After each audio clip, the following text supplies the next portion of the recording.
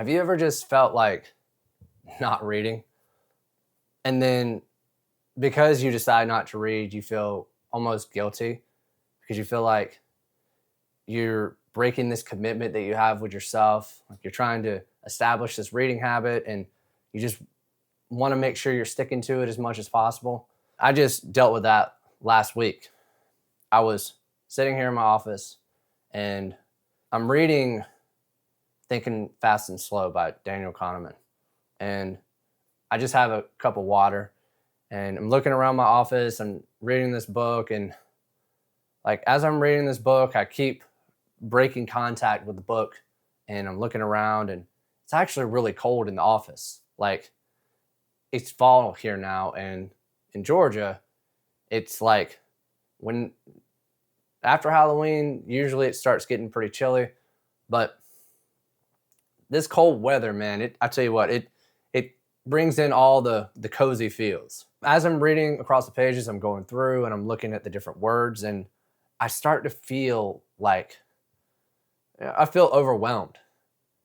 And if you've ever read Thinking Fast and Slow, you probably know what I'm talking about because there's some stuff in there like it's just mind blowing. It's great, but then you start getting in, it's just like I find myself having to go back and reread some of the same sentences 2 or 3 times because I'm just like I can't focus, or some of the information that's in there is just like it's a little bit outside. It's out of my comfort zone, but like almost too far outside of my comfort zone. I get to the point where I'm just like I put the book down. I'm like I'm done, and I wasn't probably reading for, I don't know, maybe 2 or 3 minutes and probably got through maybe 1 or 2 pages. And after I got done, I go take care of some chores around the house and I'm looking around and I'm like, my house is, all the chores are already done. And like, there's nothing really for me to do, but I don't want to read. So I go up front, I fill my water back up and I'm sitting down at the desk and I start reading again. And I'm like, yeah, this isn't happening. And why am I telling you all this? Well, building a reading habit is about doing something that aligns with where you're trying to go in your life. And you want to create a system, I think. For me, what I had to realize is that this isn't working with my current system right now. And if I had to guess, earlier that day, I had a lot going on at my work. I was at work. I had a bunch of photos that I had to do. I was editing a lot of pictures, and I was talking to a lot of people and answering a lot of emails. And the cognitive load that I had for that day, I just wasn't feeling it. And that's okay. It's okay to take breaks. It's actually, I feel like, necessary to take breaks.